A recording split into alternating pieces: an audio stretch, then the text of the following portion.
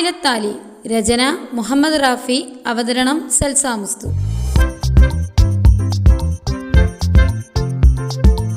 അമ്മേ! പെട്ടെന്നുള്ള യദുവിൻ്റെ പ്രവൃത്തിയിൽ നന്ദ അലറിക്കൊണ്ട് മുഖം പൊത്തി പിന്നിലേക്ക് വേച്ചുപോയി. ആ സമയം മുഖത്തിൻ്റെ നീറ്റൽ അസഹ്യമായി തോന്നിയവൾക്ക്. കഴിഞ്ഞ ദിവസം പൊട്ടിയ ചുണ്ടിലെ മുറിവ് ഉണങ്ങുമ്പോഴേക്കും അതിലടുത്ത മുറിവ് അവൻ സമ്മാനിച്ചതിന് പിന്നാലെ ആ മുറിവിലേക്ക് തെറിച്ച ചൂട് ചായ അതവൾക്ക് വല്ലാത്ത വേദന തന്നെയായിരുന്നു. ഒരു നിമിഷം കണ്ണുകടിച്ച് സ്വന്തം വേദനയെ അവൾ കടിച്ചമർത്തിക്കൊണ്ട് യദുവിൻ്റെ മുഖത്തേക്കൊന്ന് നോക്കി. നിന്റെ കൈക്കൊണ്ട് തരുന്ന പച്ചവെള്ളം പോലും കുടിക്കാൻ എനിക്ക് പറപ്പാണ്. കാരണം ചെയ്യുന്ന ഓരോന്നിനും വിലയിടുന്ന സ്വഭാവമാണ് നിനക്ക്. നാളെ എനിക്ക് ചായ ഇട്ട് തന്നെന്ന് പറഞ്ഞേ നിന്റെ ഏട്ടൻ ഈ പടിയേറി വരില്ലെന്ന് ആര് കണ്ടു? നല്ല വെള്ള ചമഞ്ഞ് ഓണി നടന്നേ എല്ലാം ചെയ്തതേ. അതൊക്കെ ഏട്ടനെ വിളിച്ച് പറഞ്ഞ് രണ്ടാളും കൂടി ചേർന്ന് വിലയിട്ട് ഉറപ്പിച്ച എൻ്റെ മുമ്പിലേക്ക് പറഞ്ഞു വിടുന്നതാണല്ലോ നിന്റെ പറയിപ്പിക്കുന്നത് നീ എന്നോട്. ഏട്ടാ, ഞാനൊന്നും ചെയ്തിട്ടില്ല. വിവാഹത്തിന് ശേഷം ഞാൻ എൻ്റെ വീട്ടിലേക്ക് പോയിട്ടില്ല. അവരാരും എന്നെ കാണാൻ ഇവിടേക്ക് വന്നിട്ടുമില്ല. ഞാനായിട്ട് ഏട്ടൻ്റെ താലിക്ക് വില ഇട്ടിട്ടുമില്ല. അമ്മയുടെ ജീവൻ വെച്ച് ഇവിടെ ചെയ്ത ജോലികൾക്കൊന്നും ഞാൻ വില പറഞ്ഞിട്ടില്ല. ഈ താലി മാത്രം എനിക്ക് സ്വന്തമായുള്ളൂന്ന് അവൾ പറയുമ്പോഴും ഇതിലൂടെ ഏട്ടനും അമ്മയും ജിത്തേട്ടനും എല്ലാം എൻ്റെ സ്വന്തമായി കൊണ്ടുകൊണ്ടാണ് ഞാൻ സ്നേഹിക്കുന്നത്. അതിനൊന്നും ഈ നന്ദ ഈ വിലയിട്ട് ഉറപ്പിച്ചിട്ടില്ല. എന്നെ ഒന്ന് വിശ്വസിക്ക്. അത്രയും പറഞ്ഞുകൊണ്ട് അവൾ പൊട്ടിക്കരഞ്ഞുകൊണ്ട് അവൻ്റെ കാലിൽ പിടിച്ച് അവൻ്റെ മുട്ടുകാലിൽ മുഖം പൊത്തി കരഞ്ഞതും നിമിഷ നേരം കൊണ്ട് അവൾ ഇരുന്നിടത്തുനിന്നും തെറിച്ചു വീണിരുന്നു. യദുവിൻ്റെ അങ്ങനെ ഒരു പ്രവൃത്തി കൂടി ആയതോ റൂമിന് മൂലയിൽ സ്ഥാനം പിടിച്ച ടേബിൾ അവൾ നെറ്റിച്ചെന്നിടിച്ചു. തല പൊട്ടുന്ന വേദനയോടെ അവൾ യദുവിന് നേരെ മുഖമുയർത്തുമ്പോഴേക്കും ആ കൈകളിൽ പിടിച്ചു വലിച്ചുകൊണ്ടവൻ അവളെ പിടിച്ച് എഴുന്നേൽപ്പിച്ചുകൊണ്ട് ഇരു കവളിലും അമർത്തി പിടിക്കുമ്പോൾ കവളുകൾ നീറിപ്പുകയുന്ന വേദനയോ അവൾ കടിച്ചമർത്തി അവനെ തന്നെ നോക്കി നിന്നു. അവസാനമായി ഞാൻ പറയാം, നിന്റെ നാട്യം കൊണ്ട് ഇനി എൻ്റെ മുമ്പിലേക്ക് വന്നേക്കരുത്. കാരണം എനിക്ക് നിന്നെ അറപ്പും വെറുപ്പുമാണ്. എനിക്ക് എപ്പോഴും ഒരു ഇഷ്ടം നിന്നോട് തോന്നിയിരുന്നു. പക്ഷെ ആ ഇഷ്ടം പുറത്തേക്ക് വരും മുമ്പ് നിന്നെക്കുറിച്ചെല്ലാം ദൈവമായിട്ട് എനിക്ക് കാണിച്ചു തന്നു. അല്ലെങ്കിൽ എൻ്റെ ആ ഇഷ്ടത്തിന് പോലും നീ വില പറഞ്ഞേനെ. അത്രയും പറഞ്ഞുകൊണ്ട് അവളെ പിടിച്ച് തള്ളിക്കൊണ്ടവൻ പുറത്തേക്ക് പോകാൻ നിന്നതും അതേ വേഗതയിൽ അവൾക്കരികിലേക്ക് തന്നെ നടന്നെടുത്തു. ആ സമയം അവൻ്റെ വാക്കുകൊണ്ടും നോക്കുകൊണ്ടും ഇനിയും ഒരു വേദന താങ്ങാൻ ശേഷിയില്ലാതെ അവളുടെ മനസ്സും ശരീരവും ഒരുപോലെ വിറപ്പുണ്ടു. നിറയുന്ന മിഴികളാലെ അവനെ നോക്കാതെ അവൾ നിലത്തേക്ക് തേങ്ങി നോക്കിയിരുന്നു. ഡേ, ഒരു കാര്യം കൂടി ഞാൻ പറഞ്ഞേക്കാം. നിന്റെ ഏട്ടൻ്റെ നാവിൽ നിന്നും നിന്നെക്കുറിച്ചുള്ള എല്ലാ കാര്യങ്ങളും ജിതൻ അറിഞ്ഞിട്ടുണ്ട്. അതുകൊണ്ട് അവൻ്റെ മുമ്പിലേക്ക് നാട്യത്തിൻ്റെ മുഖംമൂടി അണിഞ്ഞു പോകുമ്പോൾ ഒന്ന് സൂക്ഷിച്ചോ. ഒരാളെ സ്നേഹിച്ചാൽ അവൻ ജീവൻ കൊടുത്ത് സ്നേഹിക്കും. പക്ഷെ ആ സ്നേഹം മുതലാക്കി അവനെ വിഡ്ഢിയാക്കിയെന്നറിഞ്ഞാൽ പിന്നെ അതിന് 1000 മടങ്ങ് അവൻ വെറുക്കും. കൂടെ പിറന്നില്ലെന്നേ ഉള്ളൂ. എൻ്റെ തനി പകർപ്പാണവൻ. അതും പറഞ്ഞുകൊണ്ട് അവൾക്കരികിൽ നിന്നും ഏത് നടന്നു നീങ്ങുമ്പോൾ എന്തിനു വേണ്ടി ജന്മമെന്നോർത്ത് സ്വയം ശപിക്കുമായിരുന്നു അവൾ. കരഞ്ഞു കരഞ്ഞ് എപ്പോഴോ തളർന്നുറങ്ങിയപ്പോൾ പെട്ടെന്നെന്തോ പൊട്ടുന്ന ശബ്ദം കേട്ടവൾ ഞെട്ടിയുണർന്നുകൊണ്ട് അടുക്കളയിലേക്ക് ഓടിച്ചെന്നതും ജിതിൻ തറയിൽ നിന്നും പൊട്ടിച്ചിതറി കിടക്കുന്ന ചില്ല കഷ്ണങ്ങൾ വാരിക്കൂട്ടുകയായിരുന്നു.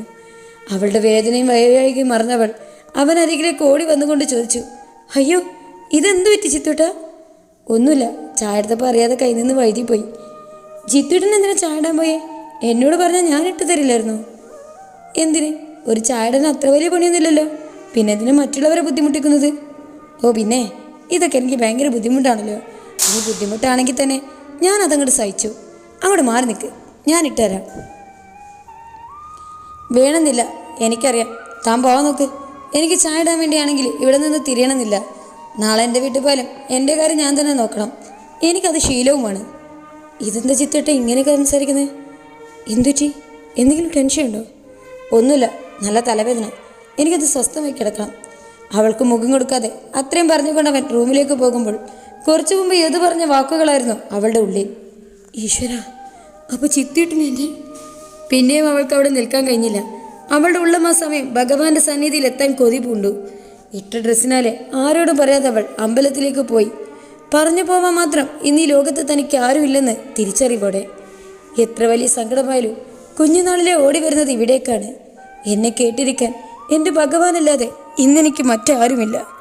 ഒരു തെറ്റും ചെയ്യാതെ എന്നെല്ലാവരും ശിക്ഷിക്കുകയാണ്. എന്തിനെന്നിങ്ങനെ ശിക്ഷിക്കുന്നത്? ഇതിലും ഭേദം എന്നെ അങ്ങ് കൊണ്ടുപോയിക്കൂടെ ഭഗവാനെ? വയ്യ, ചെയ്യാത്ത തെറ്റിൻ്റെ പേരിൽ ഇങ്ങനെ ശിക്ഷകൾ ഏറ്റുവാങ്ങാൻ. എത്ര സമയം ഭഗവാന്റെ മുമ്പിൽ അങ്ങനെ നിന്നെന്നറിയില്ല. മനസ്സിൻ്റെ ഭാരങ്ങളെല്ലാം ആ സന്നിധിയിൽ ഇറക്കി വെച്ച ശേഷം അനുസരണയില്ലാതെ ഒലിച്ചിറങ്ങുന്ന കണ്ണുനീർത്തുള്ളികളെ തുടർച്ച മാറ്റി വീട്ടിലേക്ക് നടന്നു. റൂമിൽ കിടക്കുമ്പോഴും ജിതിൻ്റെ മനസ്സ് അസ്വസ്ഥമായിരുന്നു. ഒരുപാട് അടുത്തിട്ടും നന്ദ തന്നോടൊന്നും പറഞ്ഞില്ലല്ലോ എന്ന പരിഭവം അവൻ്റെ ഉള്ളിൽ നിറഞ്ഞു. ഇത്രയും സ്നേഹിച്ചിട്ടും അവൾക്കെന്താ എന്നോടെല്ലാം തുറന്നു പറഞ്ഞ? അപ്പം അവൾ എന്നെ കണ്ടിരുന്നത് ഒരു അന്യനായിട്ടായിരുന്നോ? ഇന്നോളം ആർക്കും കൊടുക്കാത്ത സ്നേഹം മുഴുവൻ ഞാൻ അവൾക്ക് കൊടുത്തു. എന്നിട്ടും ഉള്ളു തുറക്കാതെ എല്ലാം ഒളിച്ചു വെച്ചത് കൊണ്ടല്ലേ എനിക്ക് നന്ദുസേ നിന്നോട് ഇങ്ങനെ സംസാരിക്കേണ്ടി വന്നത്. റൂമിലിരിക്കും തോറും അവൻ്റെ മനസ്സ് നന്ദിയോർത്ത് നേറാൻ തുടങ്ങി. കണ്ണടക്കുമ്പോഴും ആ നിറഞ്ഞ വഴികൾ അവൻ്റെ ഉള്ളിൽ നീറ്റൽ പടർത്തിയതും അവൻ അവളുടെ റൂമിലേക്ക് ഓടി. നന്ദുസേ! ആ വീട് മുഴുവൻ അവൻ്റെ സ്നേഹം നിറഞ്ഞ വിളി മുഴങ്ങുമ്പോഴും അതിനൊരു മറുപടി വരുന്നില്ല. ഭഗവാനെ, ഈ പെണ്ണിതെവിടെ പോയി? ആ അകത്തളത്തിൽ അവൾ ഇല്ലെന്ന് ഉറപ്പായതോടെ അവൻ പുറത്തേക്കോടി ഇറങ്ങിയതും കയ്യിലെ പ്രസാദം പിടിച്ചു വരുന്ന നന്ദയെ കണ്ടു. ആ സമയമായിരുന്നു അവൻ്റെ ശ്വാസം നേരെ വീണത്. അവളുടെ മുഖത്തേക്ക് നോക്കിയെങ്കിലും ഒരു നോട്ടം പോലും ജിതിനിൽ പതിക്കാതെ അവൾ അകത്തേക്ക് നടന്നു. എനിക്കില്ലേ നന്ദുസേ പ്രസാദം? അവൻ്റെ വിളി മാത്രമായിരുന്നു കാർമേഘം മൂടി അവളുടെ മുഖം തെളിച്ചം വെക്കുവാൻ. എന്തടി, എനിക്ക് തരില്ലേന്ന്? അത് ഞാൻ തന്ന ഇഷ്ടമായില്ലെങ്കിലോ എന്ന് കരുതി. നിറഞ്ഞു മിഴികളാലെ സ്വരമിടറിക്കൊണ്ട് അവൾ അത് പറയുമ്പോൾ എൻ്റെ അവഗണന അവളെ എത്രമാത്രം വേദനിപ്പിച്ചു എന്ന് മനസ്സിലായത്. ഓഹോ, അങ്ങനെ കരുതാൻ മാത്രം ധണവുണ്ടായത്? താലിക്ക് വിലയിട്ട പെണ്ണല്ലേ ജിത്തേട്ട ഈ ഞാൻ. കുറച്ചു മുമ്പ് യദുവേട്ടനും എന്നോട് പറഞ്ഞു ജിത്തേട്ടൻ എന്നെ വെറുക്കുമെന്ന്. ദേ, ഒറ്റ വീക്കങ്ങ് വെച്ച് തന്നാലുണ്ടല്ലോ. അവൾക്ക് നേരെ കൈ ഉയർത്തിക്കൊണ്ട് ഞാൻ അത് പറഞ്ഞതും പെണ്ണ് കണ്ണും പൊട്ടി ഒരേ നിൽപ്പായിരുന്നു. ആ സമയമാണ് അവനത് ശ്രദ്ധിച്ചത്. കിടക്കുന്ന വിരലടയാളവും പൊട്ടിച്ചുണ്ടിയെ പൊള്ളിയതുപോലെയുള്ള പാടും. എന്തോ അത് കണ്ടപ്പോൾ അവൻ്റെ ഹൃദയം ഒന്ന് പിടഞ്ഞു. യാന്ത്രികമെന്നോണം അവൻ്റെ കൈകൾ ആ മുറിവിൽ തൊട്ടു. നീറ്റൽ സൈക്കാവേത് അവളിൽ നിന്നൊരു ഞരക്കം കേട്ടതും അവൻ പെട്ടെന്ന് തന്നെ കൈവലിച്ചു. എന്തത്? നിന്നോടാണ് ചോദിച്ചത്. യദു നിന്നെ ഉപദ്രവിച്ചോ? എടി, യദു നിന്നെ തല്ലിയോന്ന്? ഏയ് ഇല്ല ചിത്തേട്ടാ. കള്ളം പറഞ്ഞ നിന്റെ മറ്റേ കവളിൽ എൻ്റെ കൈ പതിയും. അത് ഏട്ടനിവിടെ വന്ന് എന്തൊക്കെയോ പറഞ്ഞതിൻ്റെ ദേഷ്യത്തിൽ യഥേട്ടൻ ചെയ്തു പോയതാ. പക്ഷെ എനിക്ക് നൊന്തില്ല കേട്ടോ. കാരണം കൂടപ്പിറപ്പ് തരുന്ന വേദനയോളം നടപ്പുമില്ലല്ലോ ഈ വേദനക്ക്.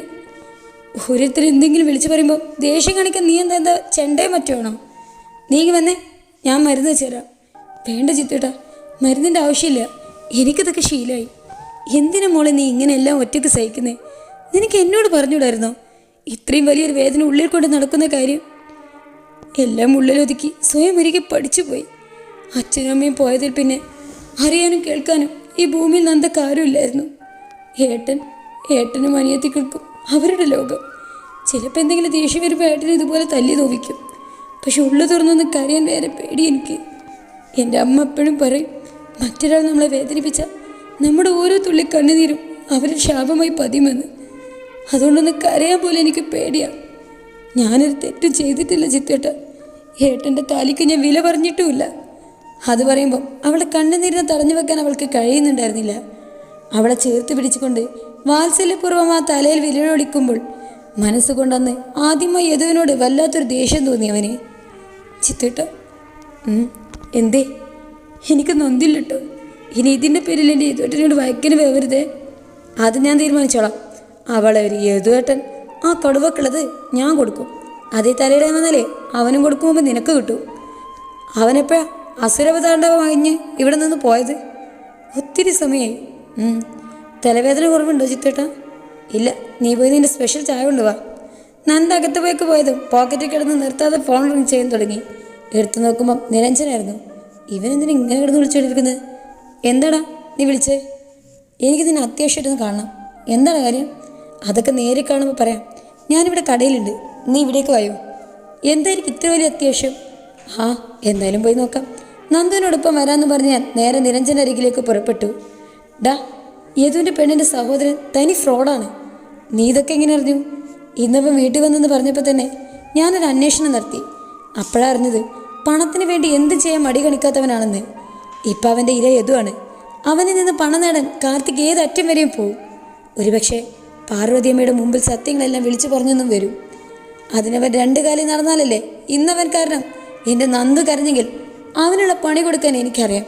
അത്രയും പറഞ്ഞുകൊണ്ട് നിരഞ്ജൻ്റെ മറുപടിക്ക് പോലും കാത്തു നിൽക്കാതെ ജിതിൻ നടന്നു കഴിഞ്ഞിരുന്നു. തുടരും. ചാനൽ സബ്സ്ക്രൈബ് ചെയ്ത് തൊട്ടപ്പുറത്തുള്ള ബെല്ലൈക്കണും കൂടെ പ്രസ് ചെയ്തിട്ട് സപ്പോർട്ട് ചെയ്യാം കേട്ടോ. കാണാം. ബൈ.